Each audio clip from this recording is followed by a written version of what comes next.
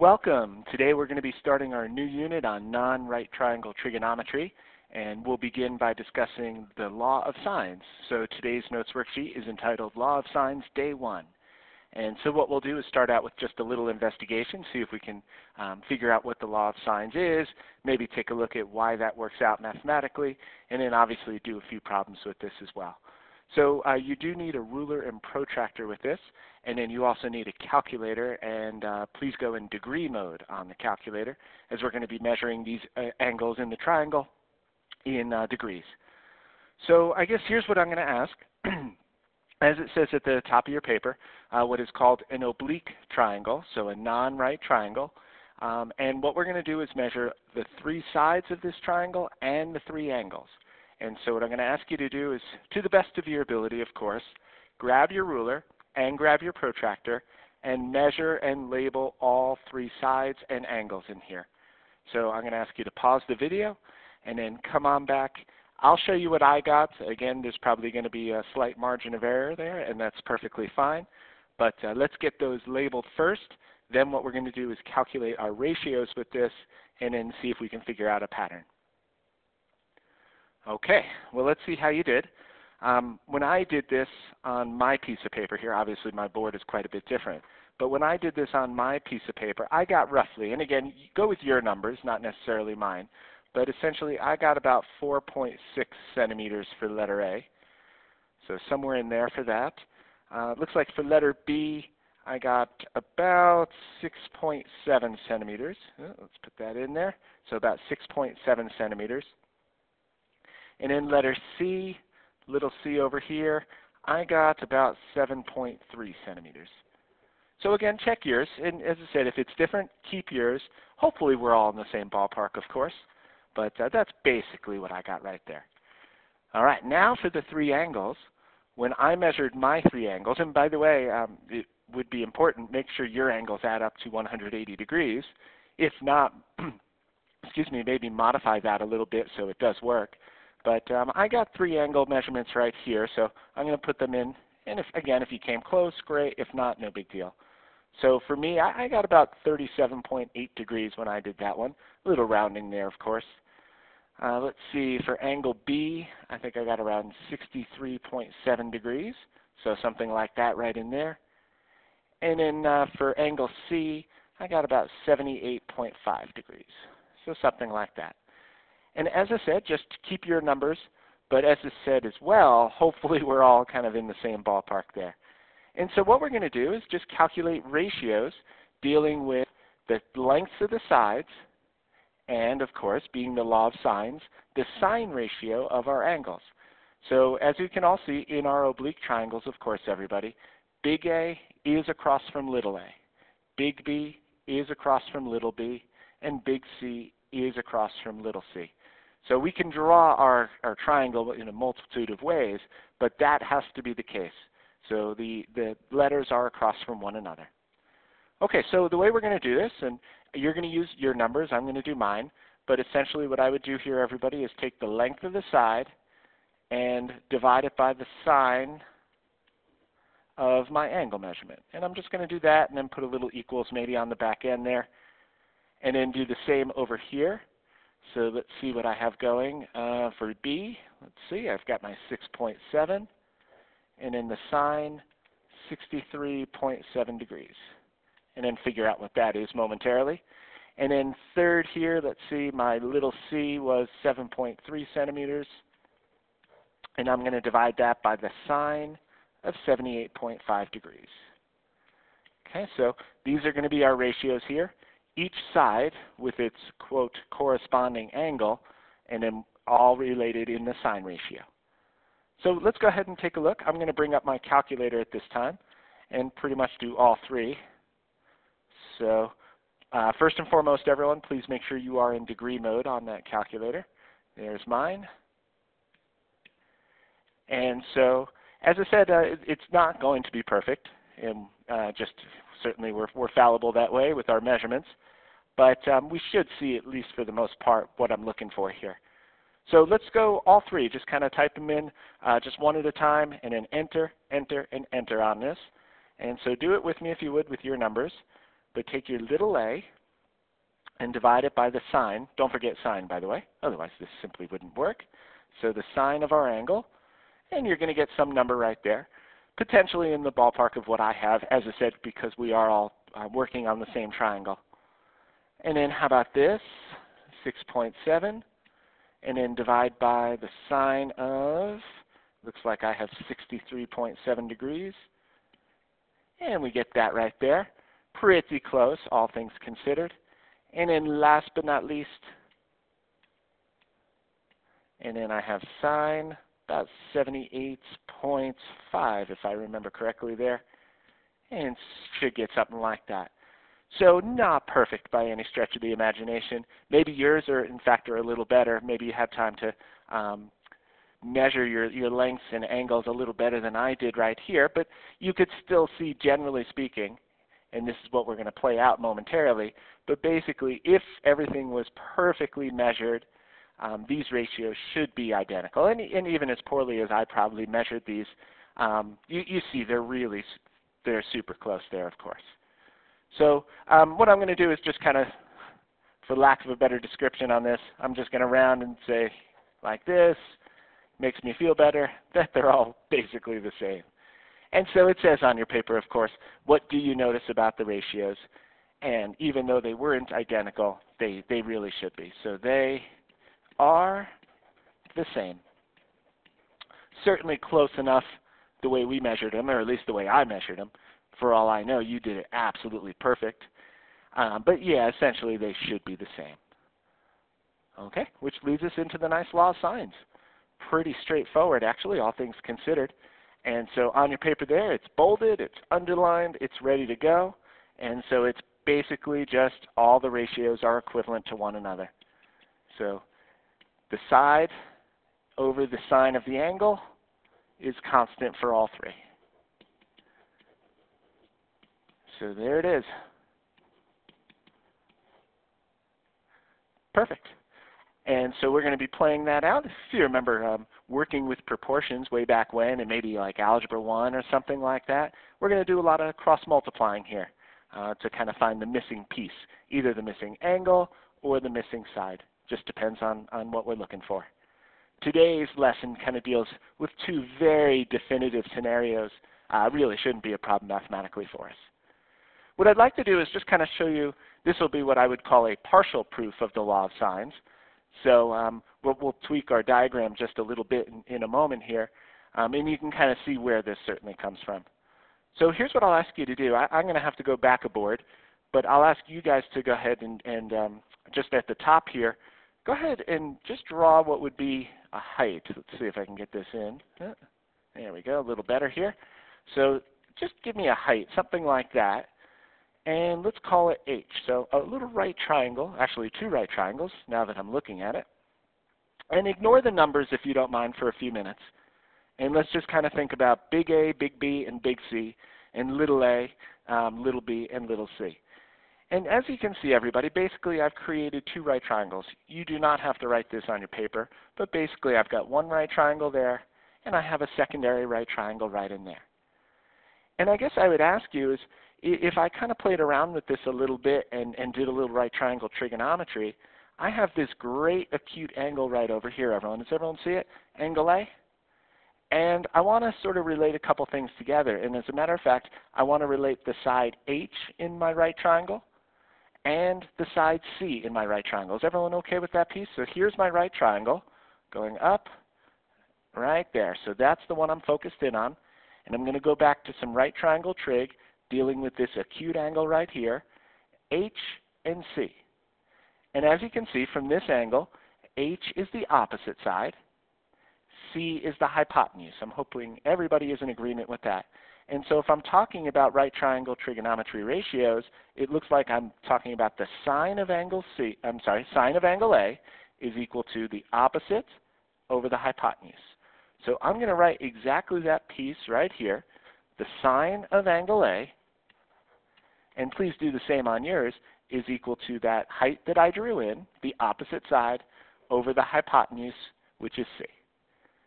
Okay? Perfect. Now, let's go back and do one more. everybody focus on the right triangle here to the right, so the one I labeled number 2. And as you can see, I have this other nice looking acute angle in my right triangle, big angle C right here.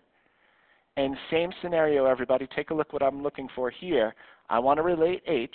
So there's H, everybody. And take a look. There's the hypotenuse, which happens to be little a. So if I was to ask you for a right triangle trigonometry ratio here, I would ask you about angle C, and you would probably tell me opposite over hypotenuse, which means the sine of angle C is equal to H over A. Opposite over hypotenuse. So I hope everybody sees that piece. I'll say it just one more time and then move forward. Here's angle C right in here. And the sine of angle C is equal to the opposite side over the hypotenuse. And so let me put that in right here. The sine of angle C, of course, equals that opposite over the hypotenuse. And what I'm going to do, obviously, is try to relate a couple things together from our original oblique triangle there. And, you know, let's remedy this, everybody. Let's get rid of the fraction. So if you would, multiply by C, both sides. And so I get C times sine of A equals H. And if you don't mind, please, can you do the same thing over here? Let's bring that A up to the other side, kind of cross-multiplying. And so I get A times sine of C equals H. And I'm hoping you can kind of see where this is headed here. This quantity is equal to H. This quantity is equal to H. So, of course, they are equal to each other. So let's go ahead and set them equal to one another. And there are a variety of ways that we can now express this, by the way. But probably the most common is the way I'm going to show you momentarily. So you could start to see, obviously, this piece here. I'm going to divide by sine of A. Everyone, let's bring sine of A down here. And everybody simultaneously, let's bring sine of C down here. And you see I get A over sine of A when this comes down by division. And I get C over sine of C when this comes down with division. And there, as you see, it's sort of the partial proof because now I have these two things identical to one another. I could have drawn a height in a different position and included this piece, everybody, the B over the sine of B. So they're all tied together inherently in that way. So anyway, just wanted you to see not just, okay, yes, it works, which of course we will see and have seen from our measurements up above, but mathematically why it works. That's always important to me. So that's just a quick look at it. It does say on your paper, what if the angle is 90 degrees? And I guess here's what you're going to write in there. It's not that big of a deal. Obviously, if it's 90 degrees, we're talking about right triangle trig, which would mean, of course, just the sine of the angle. And I'm just going to do it like this. Just whatever angle we're talking about is equal to the opposite side over the hypotenuse. And so it just works out the same way. It's just right triangle trig that way. Don't forget that piece because we'll see the non-right triangle trig and the right triangle trigonometry intertwined over the next several days. All right, perfect. So let's go do a few examples with this. The idea being, if we have specific information about any non-right triangle,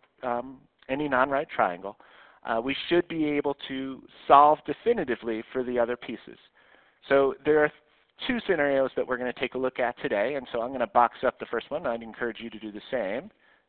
And so this is what's called SAA. So we're going to solve the SAA triangle, and what that basically means is we are given one side in the non-right triangle, we're given an angle next to that, and then another angle next to that. Side, angle, angle. You've seen some of this terminology from in geometry. And so this is obviously an extension of that piece. And the way this works is if I have one side and one angle in a non-right triangle, there is only one way that the rest of the measurements can come out. There is only one value for little b, there is only one value for little a, and there is only one value for big B.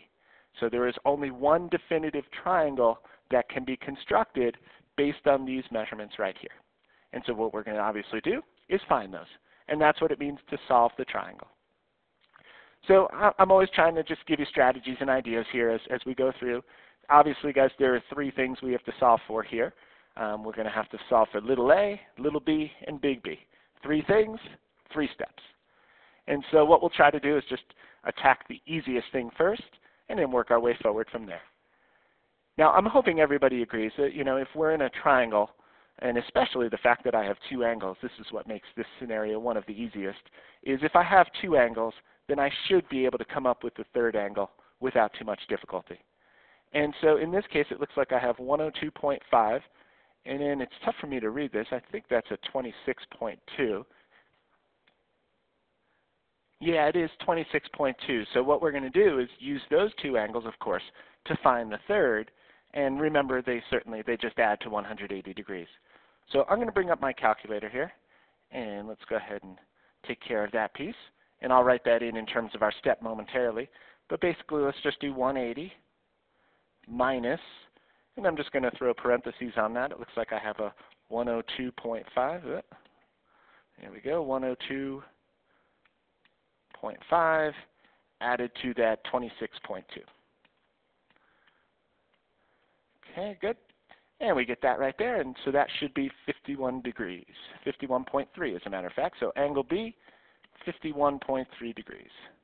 Excellent, and I'm just going to box up the ones here that we're sort of looking for.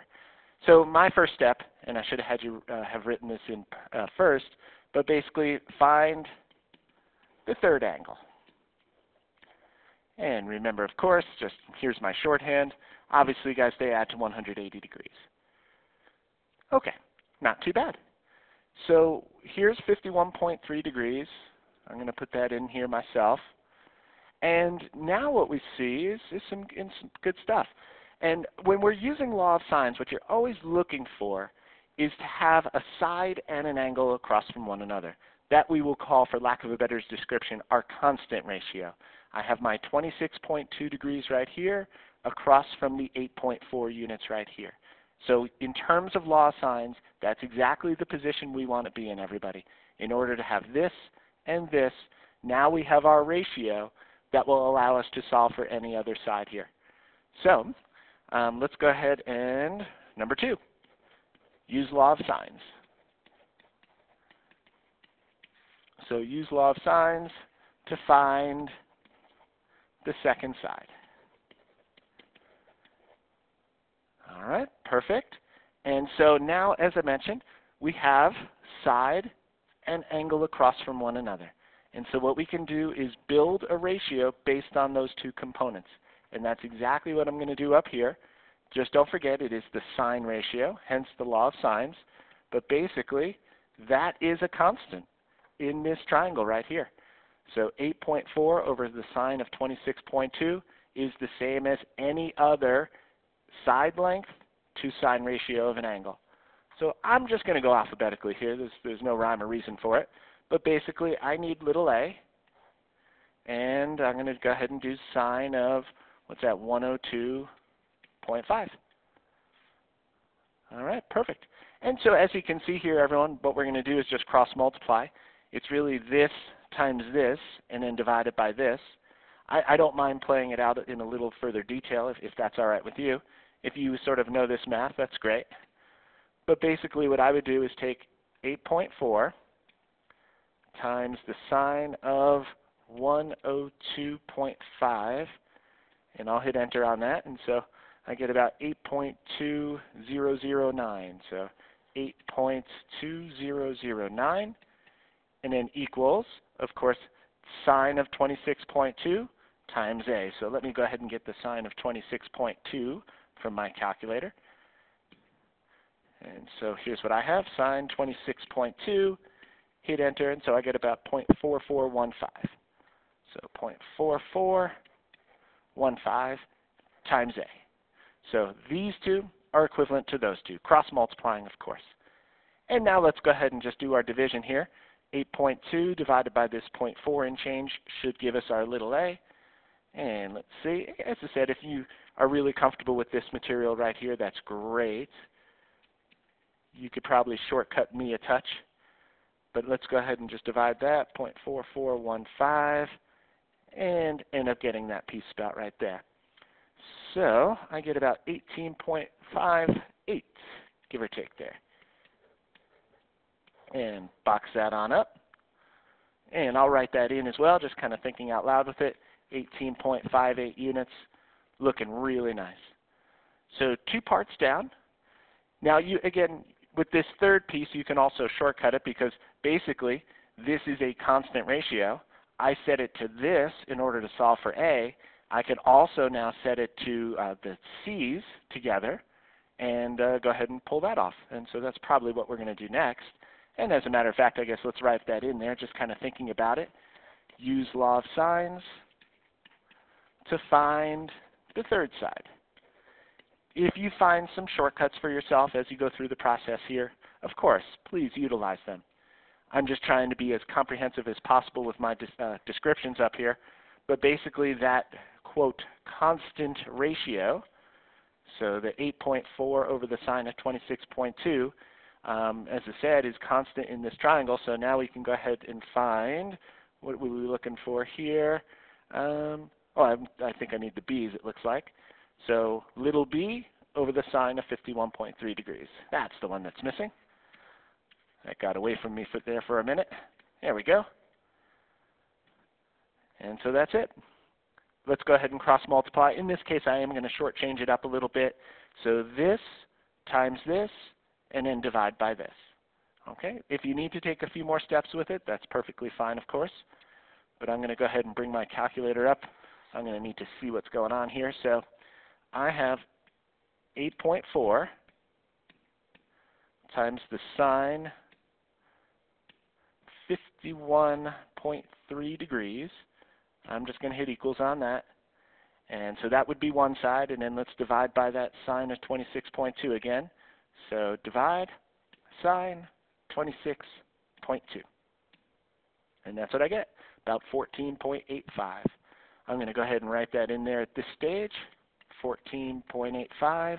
And of course right here as well, b equals about 14.85. And that's it. So the nice thing about this particular situation is with these 2 angles, it really allows me to get the third.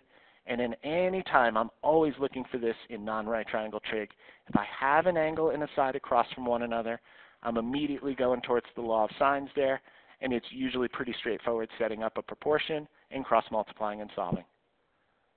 All right, let's go get example 2. So if you don't mind, the second scenario for the day, what's called angle side angle. The good news is basically it's virtually identical to the one above. 2 sides in an angle. I'm sorry, let me say that again. 2 angles and a side. In this case, the side is in between the 2 angles.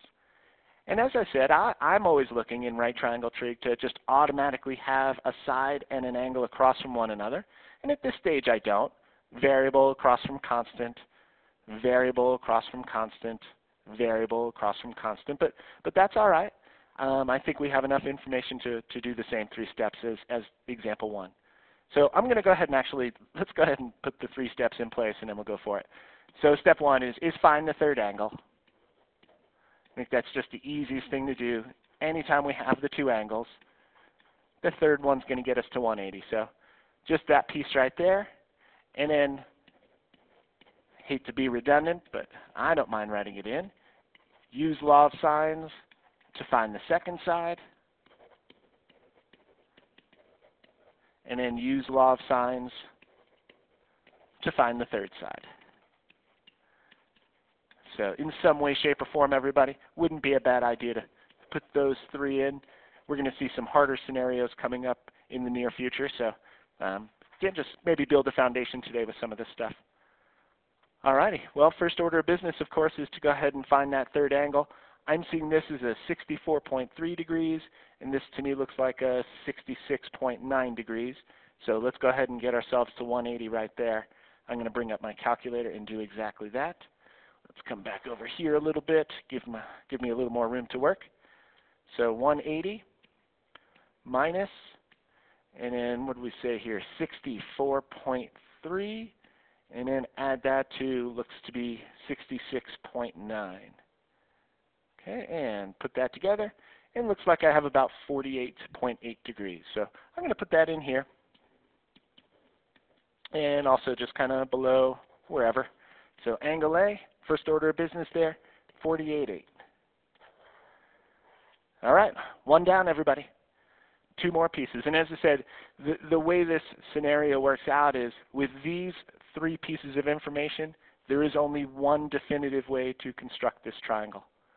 And so we can only have a 48.8 degree angle right here, and whatever side this is and this is, that's the only way it can work out. So if you notice, actually, that was pretty good getting that third side. I like that piece, because now what it did is it allowed us to have an angle and a side across from one another. So I can start building my law of sines ratios from that. And so everybody, what I do is take that 4.9 over my sine ratio of 48.8. And that is equal to any other ratio I want. I'm just going to go alphabetical. Again, there's no real rhyme or reason to it. It looks like little b and then the sine of 64.3. So that's what I'm looking for right there, everybody. Just that piece. I'm going to go cross multiply again. Just remember, this times this equals this times this. So if you multiply these two together and then divide by this, which would be attached to the b via multiplication, so we would undo it with division, of course. And if you're having any issues with the math there, just let me know. So I have 4.9 times the sine of 64.3. Just make sure, got that. And then how about we go ahead and divide by the sine of 48.8. All right, so I have about 5.87, give or take, right in there. So I'm going to put that right here, everyone, about 5.87. Box that up. Looking good. Throw it in here as well, 5.87. And one more piece of the puzzle to take care of. So you could almost sort of put the equals right here and then come backwards. It's totally up to you. I'm going to rewrite it. Again, just trying to be as clear as possible up here. Try not to have anything convoluted for you. But basically, I would just set up one more. And again, here's our ratio right here, those two together. Now let's go ahead and use that to get this piece right here. So little c over the sine of 66.9 degrees. Let's cross multiply one more time. This times this, and then divide by that, of course. All right, bring it on up. And let's see, I have that 4.9 again.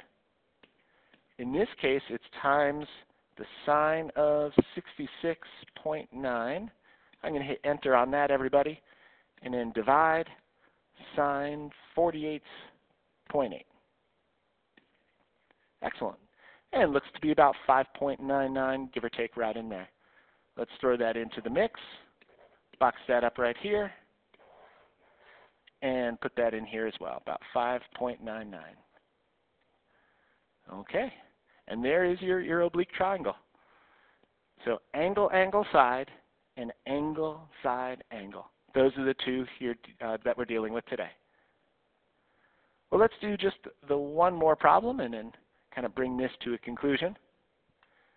What I'd encourage us to do, I'm going to read the problem, of course, and then I'd actually encourage you to pause the video for a moment and actually try to draw it yourself, see if it makes any sense, and then we'll see if we can kind of solve it together. Okay, so here we go. Suppose an aerial tram starts at a point half a mile from the base of a mountain whose face has a 60-degree angle of elevation. The tram ascends at a 20-degree angle of elevation. Find the length of the cable. Okay, fair enough. Let's see what we have going here. So just kind of thinking about the height of the mountain, something like this, and the face of the mountain, kind of like that. I'm seeing that as 60 degrees, so just that piece what I saw. So the base of the mountain whose face has a 60-degree angle, something like this. And then everybody, the tram is going to be out here, so I'm just going to keep going. Tram's out here, and it's going to go to the top. Something like that would do. And as you can see, obviously a smaller angle the further we move out, so that would be our 20 degrees sort of right out there. Okay, so let's see what other piece of information I have. I was just kind of reading and seeing a couple pieces, but I think I need to put it all together. Suppose an aerial tram starts at a point half a mile from the base of the mountain whose face. So that would be from here, everybody, to here. And so I'm seeing that as half a mile. And I guess, well, let's just keep it in miles for now. If we decide to change it, we can certainly do that. Alrighty, perfect. And we're trying to find the length of the cable. Everybody, I feel like that's from here all the way to the top. Okay, good. So my hope is maybe you pause the video there to sort of draw your own diagram. Maybe it looks something similar to that, maybe not. But ultimately, I think we need to go ahead and see what we can do. So I would ask you to pause the video and stare at that for a moment or two. I'm doing the same as I'm speaking here. And see if you can come up with a strategy. What sort of works best for you in terms of non-right triangle trig to find this piece? Well, let's see how you did. Well, first order of business is, we're talking law of sines primarily, and I don't have much to work with. I don't have an angle and a side across from one another. But I do see some good things here. I have the 20 degrees, and then this is what caught my eye. If that's 60 degrees, I immediately saw that as a linear pair, and so that would be 120 degrees right in there. And now that allows me to have, as you can see in our oblique triangle, angle, side, angle. And that's perfect. There's only one way this can work out. I think the first order of business, though, is to come up with an angle to match this side right here. Looks like I'm up to 140, everybody, and so this needs to be 40 degrees right in there in order to get us to 180. Now I've got exactly what I'm looking for, so everyone, if you would, it looks like the ratio will form from this side and this angle, the half mile over the sine of 40 degrees. And so I'm going to get that ready, sort of, I called it a constant ratio. I don't know if that's ideal or not, but that looks good. Those two match, they correspond perfectly. And now if I'm going to go ahead and get this side right here, it matches up with that 120 that I created from that linear pair. And so I get equals x, and then how about sine of 120? Alrighty, well everyone, one more time cross multiplying for this lesson. So 0.5 times this, divide by sine of 40. Let's go ahead and get that together. I'm going to go ahead and move my calculator over one more time just so I can see it. And so I've got the half mile times sine 120. Enter on that, and then divide sine 40, and I have it. So actually I'm going to put this in feet, just kind of thinking about it. So I'm going to just multiply that by 5280, just kind of thinking out loud with that. And so that's how many feet it would be, about 3557, give or take. But however you want to go ahead and put that together, so about 0.674 miles. And if you want to go ahead and put it in that feet, that's fine as well. Okay, looks good. So again, just cross multiplying there using the law of sines, and I think we have a winner. So everyone, just to recap, non-right triangle trigonometry, again, oblique triangles, and basically two scenarios that we've seen so far where we can definitively solve for the triangle. Angle, angle, side, and angle, side, angle. Well, of course, everyone, thank you for listening. I appreciate it, and please let me know if you have any questions.